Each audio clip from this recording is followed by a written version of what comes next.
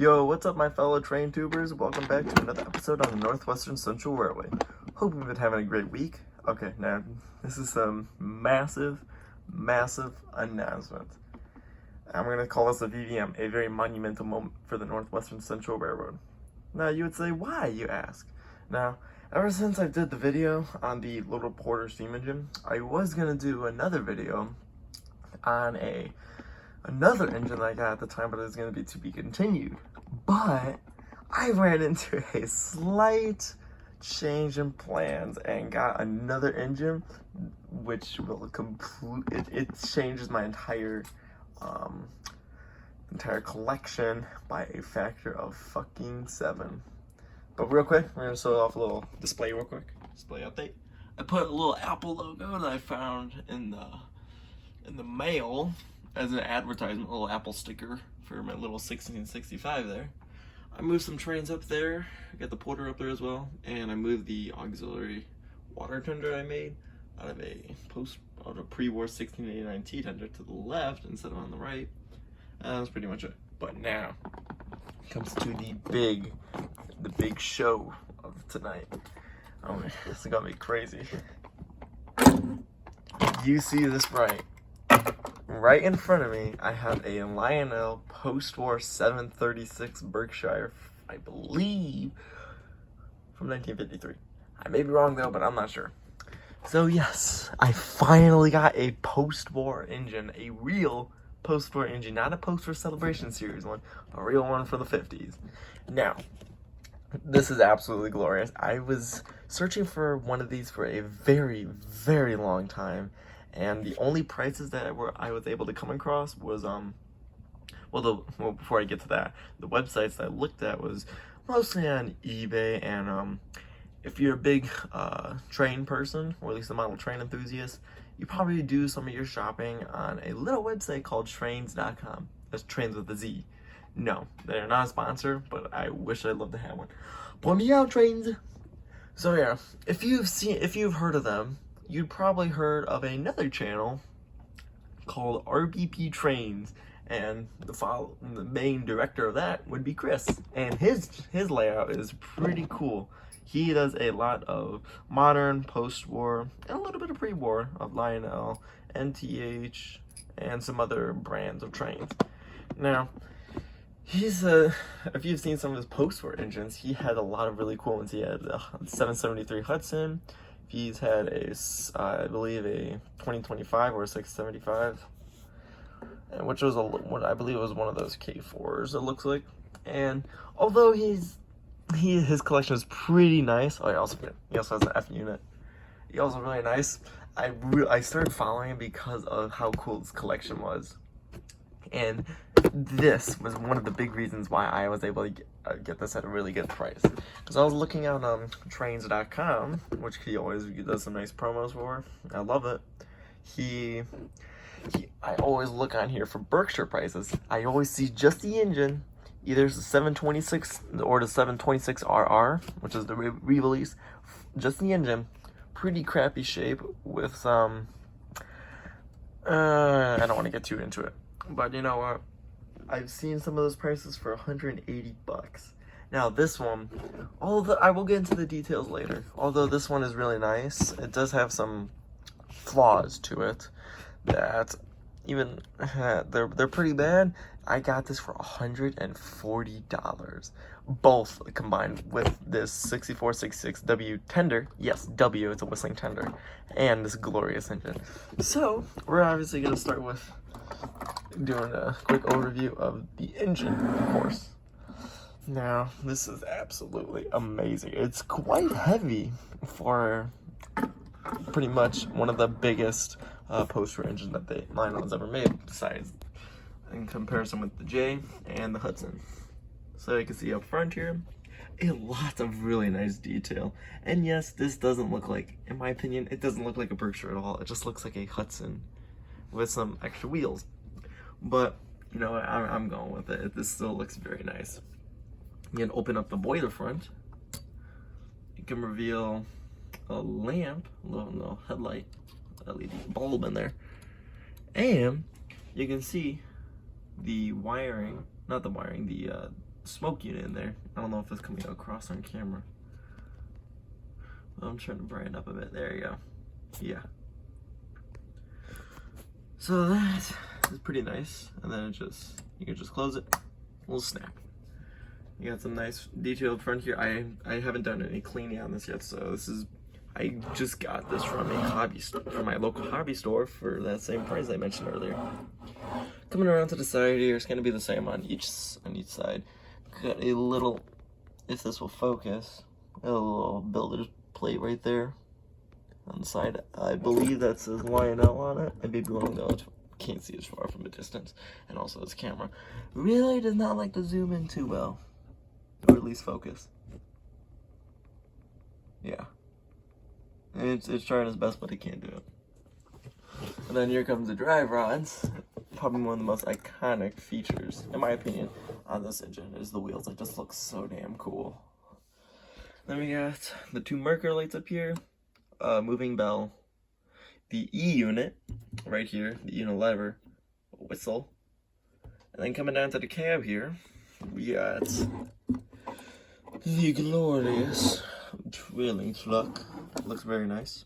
And then here's the hook. And then now inside the cab, we got the E unit inside, and the way I was actually able to tell that this was a 736 instead of a 726 is one, the lettering on the side there, even though it's completely rubbed off, I can still see the legible 3 there between the 7 and the 6.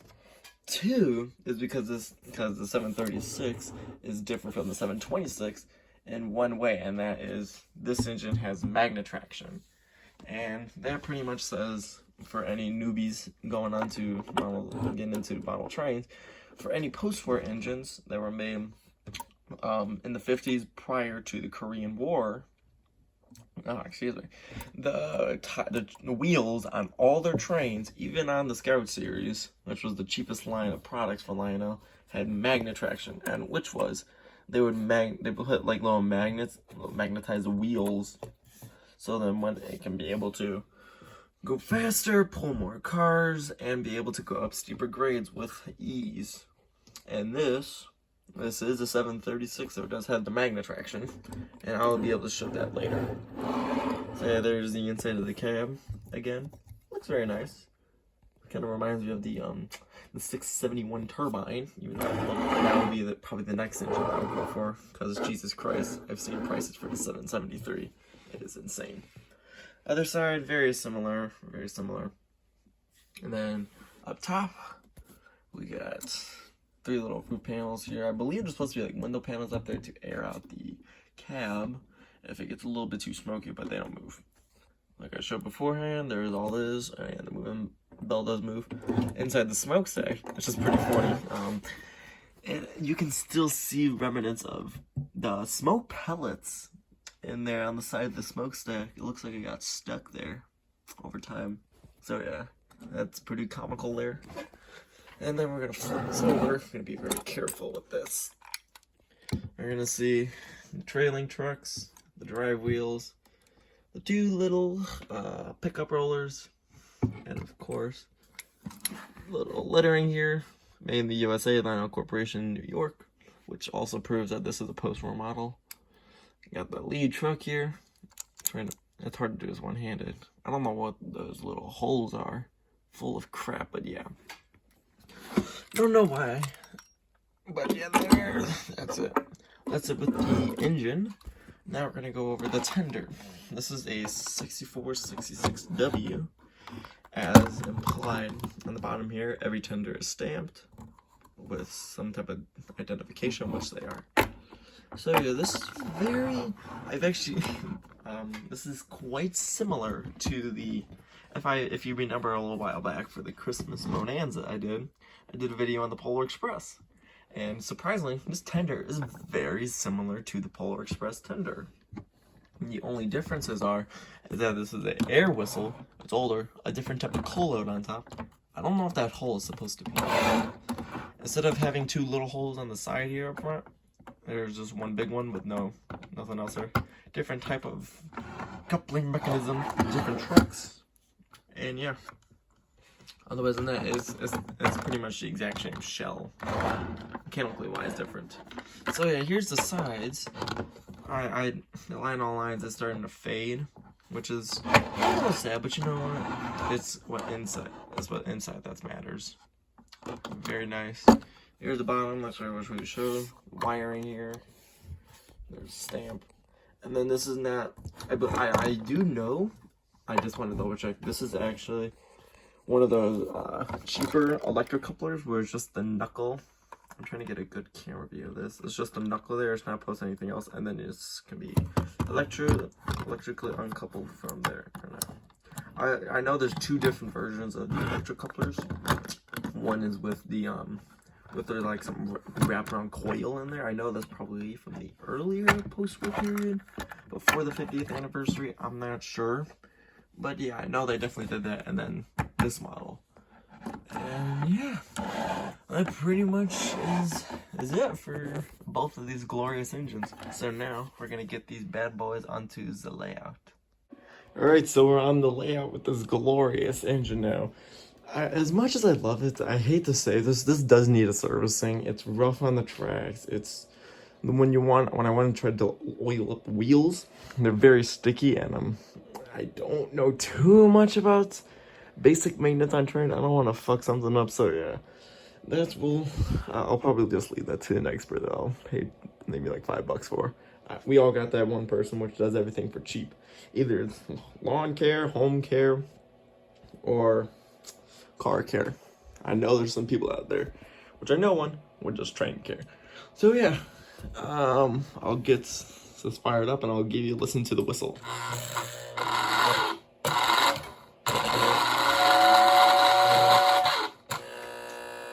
There's a little snippet of it.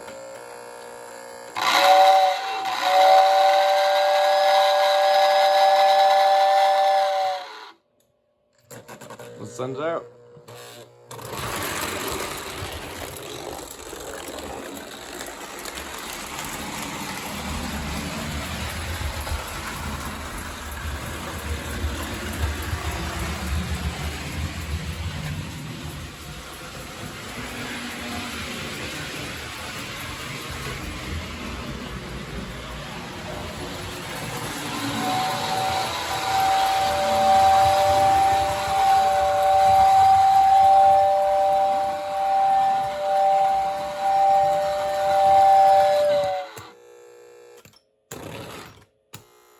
Those clicks that you are from the E unit inside of the engine. We're going for a round 2.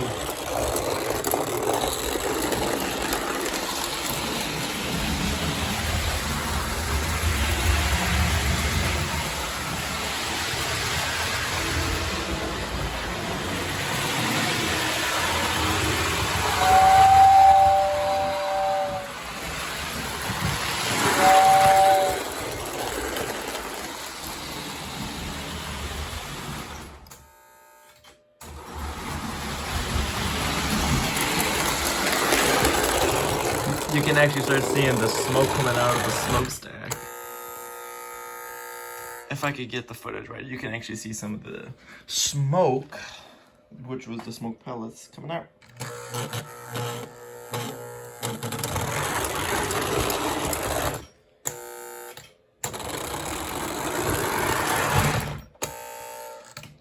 So yeah, that about wraps up for this little video. I'm just ecstatic that I finally got a really nice and working post-war engine. So yeah, that about wraps it up for this video. Like, subscribe, and if you want to comment down below, you can. But either way, that about wraps up for this video. This is the Northwestern Central Railroad signing off. Have a very nice day.